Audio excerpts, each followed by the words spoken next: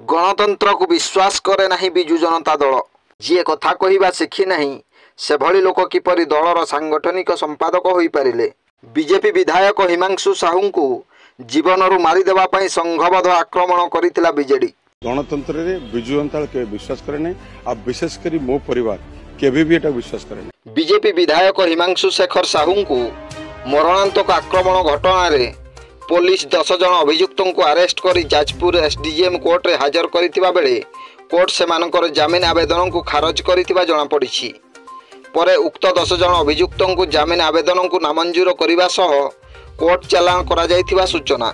बुधवार संध्या समय धर्मशाला विधायक हिमांशु शेखर साहू जाजपुर जिलापाल ऑफिस रे एक बैठक में जोग देवा पई जाउथिबा समय बुढ़ापोल निकट में विधायकों गाड़ी अनेक समय धाड़ी रे छिड़ाइथिबा देखि किछि असहिष्णु बीजेडी कर्मी विधायकों उपर को मरणांतक आक्रमण करथिले।